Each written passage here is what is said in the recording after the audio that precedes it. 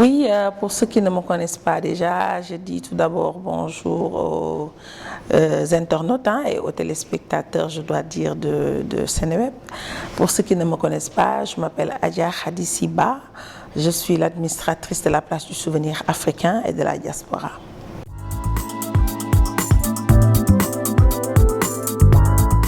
Je me suis un jour demandé, parce qu'au Sénégal, on a l'habitude, on a tendance à être devant la télé et à nous dire que rien ne va dans ce pays-là. Et on se contente de cela. Et dans l'émission que je faisais, qui était une émission de société, qui s'appelait Djegemar, qui était une émission de femmes, féministes, comme j'ai l'habitude de le dire, et que j'assume. Donc, on posait des problèmes, mais on n'arrivait toujours pas à trouver des réponses. On se disait toujours qu'on allait trouver des solutions à ces problèmes-là, ou des débuts de solutions à ces problèmes-là. J'ai fait de la télé pendant 8 ans. Et pendant 8 ans, je me suis posé les mêmes questions. Et pendant 8 ans, je me suis toujours dit, je vais essayer de trouver des solutions ou des débuts de solutions. Mais à un moment donné, je me suis dit, je crois qu'il faut être actrice de la chose. Il faut aller dans les instances de décision, là où les choses se font et se défont. C'est tout simplement une implication comme actrice de développement. C'est ce qui m'a ramenée dans la politique. C'est contribuer aussi à l'émergence de la femme sénégalaise, africaine. C'est aussi outiller les femmes en politique, parce qu'on les a souvent utilisées en politique. Elles ont toujours amusé la galerie, comme je l'ai toujours dit. On les a toujours habillées, mises dans des cars rapides pour applaudir. Je crois que ce temps-là est révolu, parce que les femmes ont fait leurs preuves. Elles ont montré qu'elles ont le sens de la responsabilité, elles ont montré qu'elles peuvent gérer, donc il est temps qu'elles soient dans des instances de décision. C'est tout ça qui m'a motivée. Et puis, qu'est-ce que c'est que la politique, comme on le décrit toujours? C'est la gestion de la cité, c'est tout simplement participer à la gestion de la cité.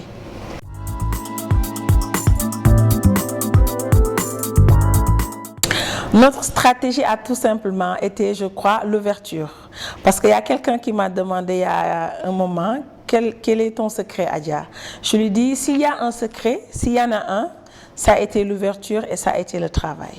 Parce que quand je suis arrivée ici, j'ai trouvé, j'ai pas peur de le dire, parce que j'ai les images, j'ai trouvé un site complètement délabré, dans un état de délabrement très avancé, un site presque abandonné, inconnu des Sénégalais. Donc là, j'ai pas trouvé de budget, j'ai pas trouvé d'argent du tout, pas de moyens du tout. Donc la première chose, c'était de se dire, j'attends l'État, le budget de l'État, donc j'attends qu'on me vienne en aide pour pouvoir démarrer mes activités, ou bien de me dire que j'ai quand même une certaine expérience dans le secteur privé, j'ai fait de la télé, j'ai un certain carnet d'adresses, donc ce sera de m'adresser à mes amis, aux partenaires, et ça a été le partenariat public-privé qui nous a permis de développer pas mal de choses, parce que le partenariat public-privé a été prôné par le président de la République, mais je crois que le secteur public ne l'a pas encore très bien saisi et ne l'a pas encore très bien compris. Et je crois qu'il n'y a que ça qui peut développer des secteurs comme la place du souvenir africain. Parce que comme on le dit, l'État ne peut pas tout faire. Donc notre credo, ça a été l'ouverture, d'aller vers les gens, de leur dire que cette place ne sera que ce que vous voudriez bien en faire. Parce que c'est une place publique, nous avons une mission publique, donc ce sera d'abord aux Sénégalais de se l'approprier, de venir, que ça soit un réflexe vraiment, de venir en famille, entre amis, entre collègues, à la place du souvenir. C'est ce qui fera qu'elle sorte un peu du lot. Et je crois que c'est ce qui a fait notre réussite aujourd'hui à la place du souvenir.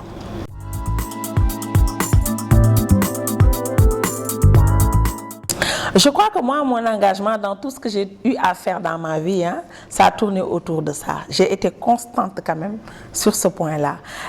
J'ai d'abord fait de la chanson et toutes mes chansons tournaient autour de la femme et de l'enfant parce qu'ils sont supposés être les plus faibles de la société et donc qui ont le plus besoin d'être défendus, qui ont le besoin d'avoir un porte-drapeau. Et ça, mes thèmes ont toujours été les femmes et les enfants. Quand je faisais Djegemar aussi, ça a été la femme, une émission de femmes, complètement. Donc, la solidarité, le Sénégal, c'est la solidarité. Le Boko, c'est ce qu'on connaît. Donc, même en étant animatrice télé, j'ai toujours fait de la solidarité dans les prisons, dans les hôpitaux. Donc, ça, je crois que c'est mon credo, c'est mon sacerdoce. Hein. Ça, je le ferai partout où je serai, dans n'importe quel secteur où je serai. Je crois que j'y serai un peu pour l'enfant et la femme, mais j'y serai surtout pour la solidarité.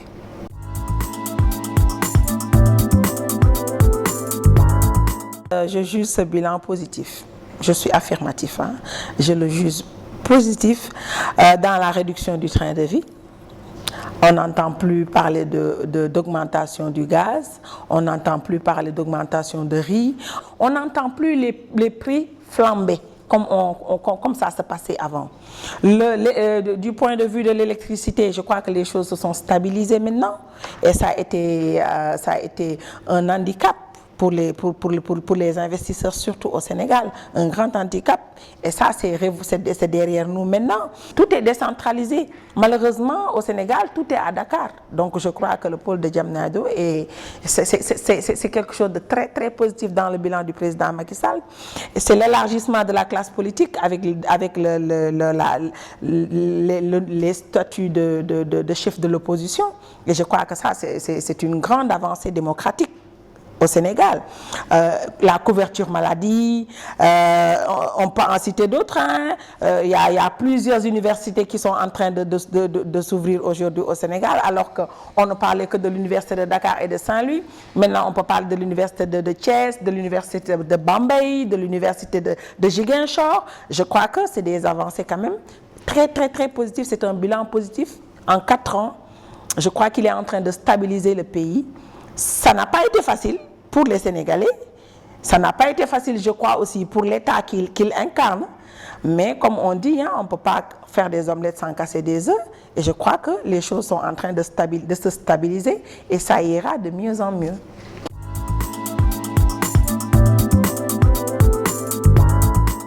Youssou Ndour, je dirais que c'est mon grand frère. Premièrement, je dirais que c'est un grand frère pour moi. Mais au-delà du grand frère, c'est un parrain. Parce que je dis que c'est lui qui m'a mis le pied à l'étrier. Youssou, je l'ai connu il y a très très longtemps. Je crois que quand j'ai connu Youssou Ndour, j'avais 17 ou 18 ans. Donc c'est un compagnonnage qui ne date pas du tout d'aujourd'hui. Et quand j'ai commencé à faire de la télé, j'étais à la RTS. Et quand la TFM a ouvert ses portes, il a fait appel à moi pour que je vienne à la TFM. Malheureusement, j'étais encore en contrat à la RTS. Et puis la TFM s'est développée, elle est devenue la télé la plus visible du Sénégal, elle est devenue number one dans ce pays-là. Et un jour, il m'a appelé pour me dire que Adja, moi je suis Barça, je ne prends que les meilleurs. Donc tu n'as pas le droit d'être ailleurs qu'à la TFM. Et c'est ce qui m'a amené à la TFM pour animer l'émission Ndiéguémar et une autre émission qui s'appelle Badara Doulouondara, Parti de rien. Et au-delà de ces relations de travail-là, il y a d'autres relations qui se sont développées après, de fraternité, d'amitié. Et quand il a décidé de rentrer dans la politique, il s'est trouvé que j'étais moi déjà dans ça, parce que comme je vous l'ai expliqué tout à l'heure, il ne suffisait plus d'être là, de se dire que rien ne va et de se dire que quand est-ce qu'on va trouver le bout du tunnel. Il fallait y aller, il fallait faire quelque chose, il fallait être acteur. Il a décidé de mettre un mouvement sur place qui s'appelle Fekke Mathi Bolé et j'étais là, je fais partie des gens qui ont créé Fekke Mathi Bolé avec Youssou Ndour parce qu'on a eu la même vision de ce pays-là, c'est d'être les sentinelles du peuple. Parce que Youssou n'appartient pas tout simplement au Sénégal. Youssou Ndour, c'est un Youssou Ndour international, mondial, intercontinental. Donc, il a, je ne dis pas le droit, mais le devoir d'être là et de surveiller, d'être le sentinelle de son peuple. Et sur cette voie-là, on l'a suivi avec Fekke Mathi Bolé. Voilà, c'est ce qui nous lie.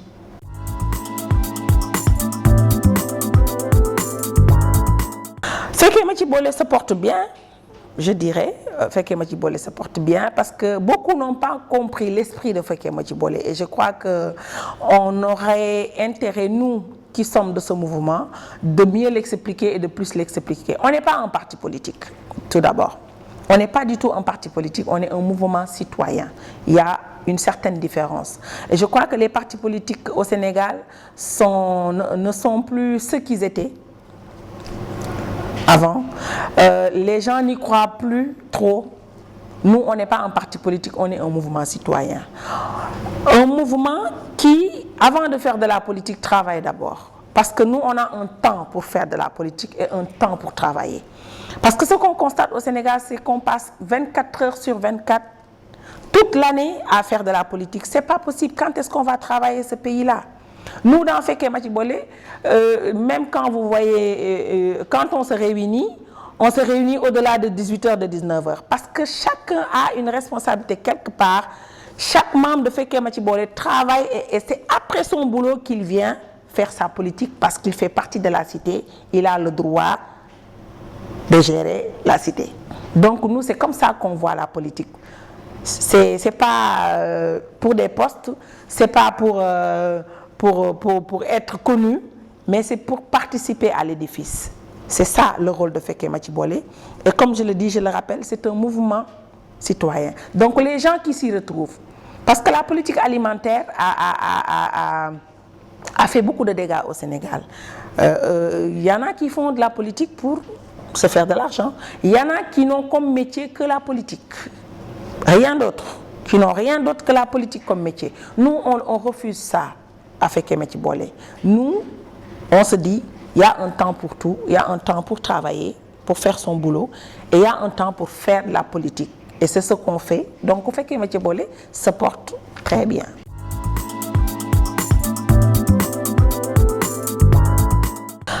Vous savez, hein, la communication maintenant, je suis une personne moderne. Hein, la communication maintenant, elle est au début et à la fin de tout. On a beau travailler, on a beau faire des résultats, si on ne communique pas, ça ne sert absolument à rien. Donc c'est pour cela qu'on est très présent dans les réseaux sociaux, mais aussi pour dialoguer. Parce que avant d'être administratrice de la place du souvenir, j'étais quelqu'un d'autre. J'étais une personne publique, donc j'ai besoin d'avoir ce lien-là, de continuer à avoir ce lien-là avec mon public, et c'est à travers les réseaux sociaux que je l'ai communiqué avec les gens, échanger, surtout écouter, parce qu'il faut savoir avoir le sens de l'écoute, c'est très très important, surtout quand on gère des structures publiques, il faut pouvoir écouter le retour, il faut pouvoir l'avoir, et à travers les réseaux sociaux comme Facebook, Seneweb, que je cite parce que je crois que qui est le premier site qu'on ouvre le matin en se réveillant pour savoir ce qui se passe dans ce pays-là, comme Twitter, comme tous les réseaux qui sont utilisés. J'ai mon blog, je suis une personne moderne, quoi. Voilà.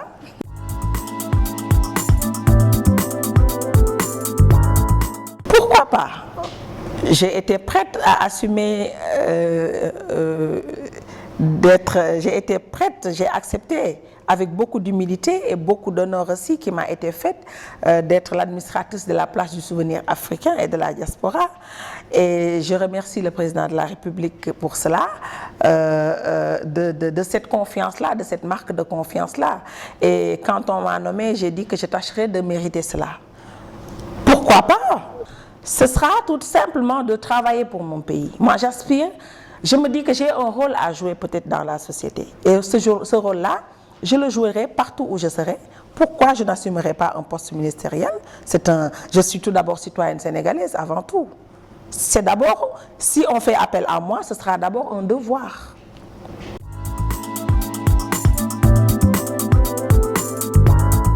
C'est tout simplement de vous dire que j'ai eu beaucoup de plaisir à vous recevoir et je félicite Seneweb qui est, comme je l'ai dit tout à l'heure, l'un des sites les plus visités du Sénégal.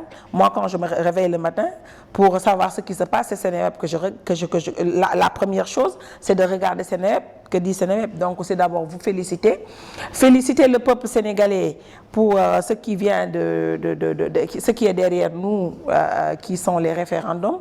Ils l'ont fait avec beaucoup de responsabilité, ils l'ont fait avec beaucoup de dignité, ils l'ont fait avec beaucoup de personnalité. Et les cartes ont gagné, le peuple a gagné. Et maintenant, comme l'a dit le Premier ministre, comme l'a dit le Président de la République, au travail, il faut que les gens se mettent au travail. On ne peut pas passer notre temps à parler, à faire de la politique toute l'année. Il faut qu'on se mette au travail. Ces réformes qui ont été votées, il faut qu'elles soient appliquées et que tout le monde se mette au travail.